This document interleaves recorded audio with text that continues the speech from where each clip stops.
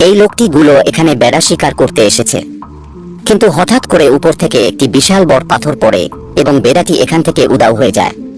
কিন্তু তাদের সাথীরা এখানে পাথর পড়ার কারণে তারা একটি জংলি গাছের উপরে ভিতরে চলে যায়। তারা থাকে বলে এখান থেকে থাকে বাঁচাতে, সে তাদের বাঁচানোর জন্য জংলি গাছের দড়ি কাটতে থাকে।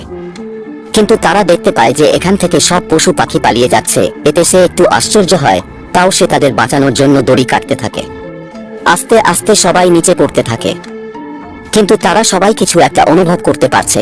তারা সবাই এখান থেকে দৌড়ে পালাতে থাকে। তারা সবাই লুকিয়ে দেখতে পায় যে দানবের মতো দেখতে কিছু একটা এদিকে এগিয়ে আসছে। তারা সবাই ভয়ে কাঁপতে শুরু করে। তখন তারা দেখতে পায় বিশাল বড় এক দানব কিছু একটা কুস্তাছে। দানবটি বুঝতে পারে যে এখানে কিছু একটা আছে। তখন দানবটি এই লোকটির দিকে এগিয়ে আসে এবং এসে লুকিয়ে থাকা গাছটি উপড়িয়ে ফেলে দেয়। এই ভিডিওটির দ্বিতীয় পার্ট দেখার জন্য ভিডিওতে একটি লাইক এবং চ্যানেলটিকে সাবস্ক্রাইব করেন।